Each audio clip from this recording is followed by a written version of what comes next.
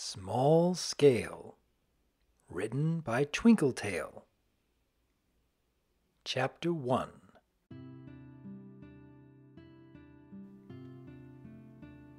Three whole days. It was absolutely unprecedented, something the likes of which a baby dragon like him had never experienced. To others, 3 days might have seemed like a minuscule span of time, but to Spike in this specific situation, 3 days was an eternity, a stretch of temporal bliss with no end in sight. Or at least he didn't want an end to be in sight. But for the moment, the end that he didn't want to think about was far, far away. And he had far, far better things to think about. He could hardly be concerned about something that was 3 whole days away, when he had the prospect of an entire castle to himself weighing pleasantly on his mind. 3 whole days of doing whatever he wanted. 3 whole days of no imposed bedtimes. 3 whole days of not having to do chores.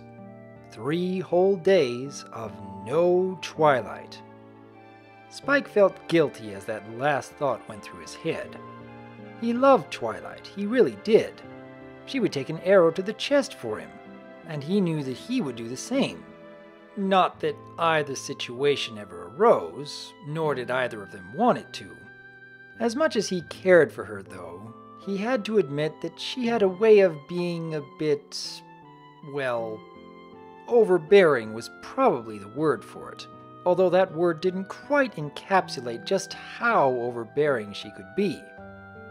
Twilight always made sure to claim that everything she did was done for his benefit, but it was often hard to really believe that. Sleeping was important, but Twilight's insistence on an 8 o'clock bedtime for Spike felt ludicrous and arbitrary. Any dragon who was mature enough to know the words ludicrous and arbitrary had no reason to be shackled into an 8 o'clock bedtime, even if he'd only recently learned those words from seeing them in a comic book and asking Twilight for their definitions. That was only one of many, many rules that Spike had to deal with while Twilight was around. And the chores. The never-ending chores. Spike had rearranged the books in the library so many times that he would have probably memorized the titles of every book in the place, had he cared enough to not only pay attention to them, but retain the information as well. Spike loved Twilight. He really, really did. But he also loved freedom. And for 3 whole days, freedom was exactly what he was going to have. "You sure you'll be all right, Spike?" Twilight asked, her eyes filled with worry. "It's not too late to come with me. I'm sure Shining Armor and Cadence wouldn't mind. They could always use another set of claws around the castle now that they're so busy with Flurry Heart, and I'm sure the little princess would love to spend time with her cousin." Spike couldn't help but roll his eyes a bit, although he made sure to do it while facing away from Twilight. It was always nice to be spoken of as family, but her tone had come off as a bit too motherly for him. Plus, with the way she said it, going with her would just mean doing chores in a different setting. With freedom this close, throwing it all away was out of the question. "I'll be fine, Twilight," Spike assured her. "I can always see Flurry Heart another time. Besides, you don't know how excited I am to have this time to myself." "Based on how much you've been talking about it this past week, I think I do," Twilight said, giving Spike a playful smirk.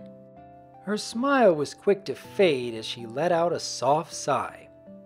"It's just that, well, it's rare that we're apart for that long. I'll miss you, Spike." Spike smiled a sad little smile. Independence was important to him. Important enough that nothing would take him away from this little taste of it. That didn't mean he was callous towards Twilight's feelings, though. He was quick to move forward and give Twilight a hug, smiling as he felt her foreleg curl around him and give him a squeeze. "I'll miss you too, Twilight," Spike said. "But I'll be fine, I promise." He gave her chest a little nuzzle, taking a moment to reflect upon just how pony-like that behavior was. He didn't know much about what it was like to be raised by dragons, but based on the gruff nature of every other dragon he'd come across, nuzzling probably wasn't a common practice amongst them. He was sure they had to show affection somehow, but it probably wasn't like that. "I'm sure you will be," Twilight said, leaning down to give his forehead a kiss. Spike wasn't sure about the verity of her comment, but at the very least her sentiment was certainly genuine. "I've left plenty of food for you," Twilight said as she picked up her bags and draped them across her back. "And I've brought you a few new comic books for if you get bored. They're in the bedroom on my night table. If you need anything at all, the girls will all be around for the most part, so feel free to visit any of them. And if something incredibly urgent comes up, you can always send a letter to Princess Celestia, although you should only do that if it's a real emergency that the girls can't help with." Spike slowly began to zone out as Twilight went on. It was just like Twilight to plan for every single situation. Prattling on like this was nowhere near new or unexpected for her, nor was losing focus during it for him. The gentle hoof poke to the forehead to regain his attention came as no surprise. "I was listening, I promise," Spike insisted. Twilight shook her head and chuckled lightly. "Of course you were," Twilight said. "Do dragons typically droop their heads and gradually close their eyes when they're listening intently?" Spike blushed lightly. He already knew he'd been caught in the act, but having it pointed out to him was a bit more embarrassing. "That's my eager face?" Spike offered. "Very funny, Spike," Twilight said. She was clearly attempting to look serious, although she couldn't stop a small grin from gracing her facade. Then she glanced up at the clock, frowning slightly. "I have to go catch my train. You promise you'll be fine?" "For the 100th time, I'll be fine," Spike replied. "Let's be fair, Spike," Twilight said. "It was 50 times at most." She smiled and gave Spike another hug. "I'll see you in 3 days, okay? I love you." "Heh, love you too, Twilight," Spike said, smiling warmly up to her. "Have fun on your trip. Tell every pony I said hi. Oh, and if you could bring a few of those delicious Crystal Empire gems home for me." "I will," Twilight assured him as she let go of the hug and turned to exit. Spike waved as he watched her depart, not lowering his claw until the door had closed. As much as he wanted to have this time to himself, he couldn't deny that he would miss having Twilight around for these 3 whole days. Missing her, though, would not stop him from enjoying this newfound independence. Spike rarely got the chance to just lie down outside and enjoy the sun. He often found himself far too busy with this, that, or the other thing to just relax and enjoy the simple pleasures that basking had to offer.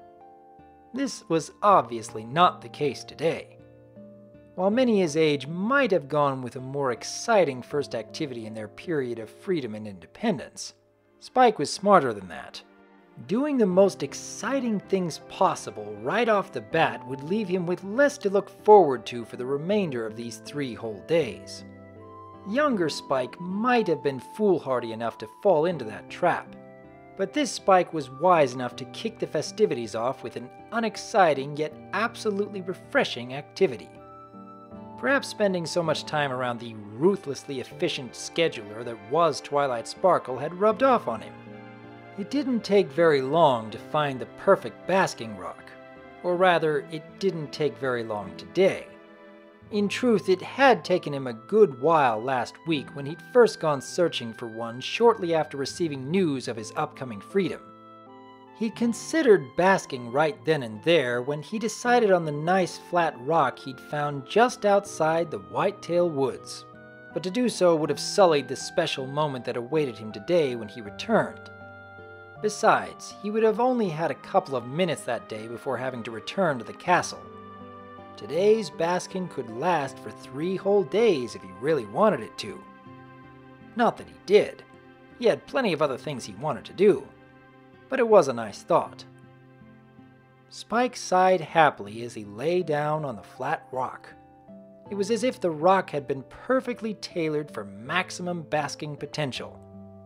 Its smooth surface made for a most comfortable recline, and its gray was just dark enough to absorb the perfect amount of sunlight and heat it up just right.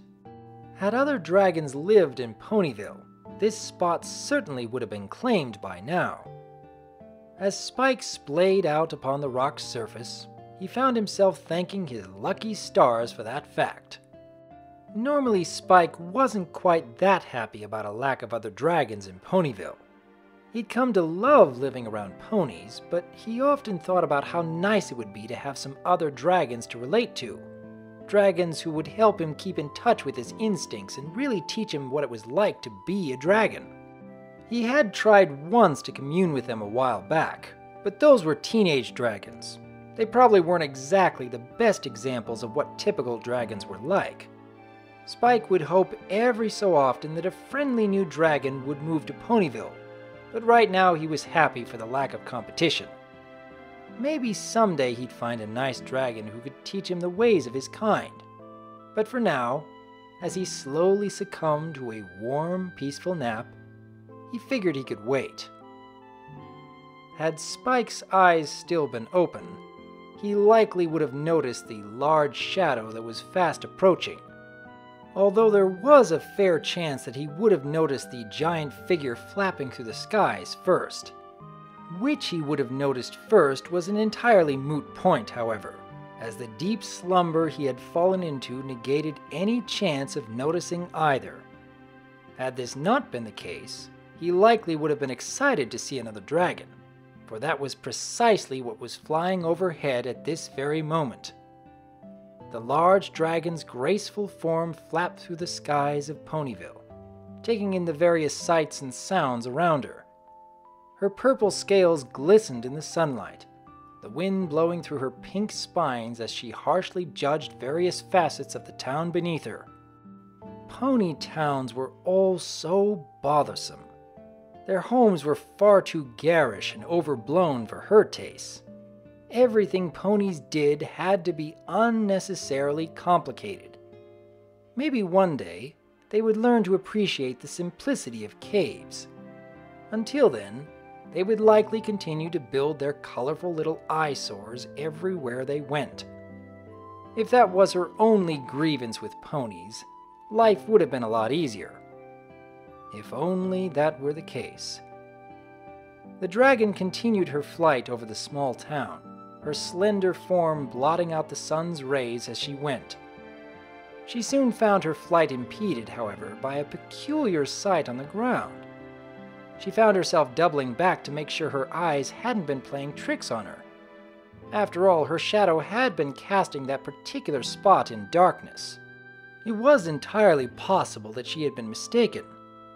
As she hovered in place, her new vantage point casting the rocks beneath her in sunlight once more, her eyes confirmed the sight they'd been trying to convince her of earlier. There, on the flattest rock of the bunch, she would have considered it a perfect basking rock had her mind not been elsewhere, lay a little baby dragon. Had she not seen it with her own two eyes, she never would have believed it. What was a baby dragon doing in a town of ponies? Dragons and ponies didn't make a habit of coexisting, thankfully, considering the experiences she'd had and heard about other dragons having with pony kind. Every pony she'd ever met had reacted to her with fear, violence, or a combination of the two. The baby dragon seemed to be in no immediate danger, but it was entirely possible that he'd managed himself a moment of respite before the town ponies found him again. The dragon flew in a bit closer for a better look. He was certainly not a hatchling, but he was still quite young. How such a young dragon had ended up here was unknown to her, but she shuddered to think of the possibilities. Perhaps one of their kind had stolen an egg from a nest? Or perhaps they had hurt a grown dragon and stolen its child. Maybe the whelp had escaped an attack that had left its parents injured and had retreated here to hopefully avoid the pony's watch. The grown dragon felt instincts kicking in. Instincts that she hadn't felt in a very long time. It was a crazy idea, but the thought of leaving the baby in the hooves of ponies who would look to do him harm was too much for her to bear. She began her gradual descent towards the whelp, well aware of how large and visible she was, but hoping that no pony was nearby to catch sight of her. Once she was within claw's reach, she gently leaned in towards the whelp. Careful talons snuck under the prone baby dragon's body, trying to take him without jostling him from his nap. Once the child was secure in her grip, she brought him close to her body, holding him tightly yet comfortably against the scales on her chest. Confident in the good deed she was doing for dragonkind, and ready to take on the responsibility inherent in her decision, she flapped her powerful wings, lifting back into the skies. The dragon's heart skipped a beat as she realized she'd gotten away with it. Her town would consider her a hero for her efforts, but that didn't matter to her. All that really mattered was the well-being of the whelp, still sleeping soundly in her grasp. "Don't worry, little one," the dragon whispered to her slumbering passenger. "I'll keep you safe."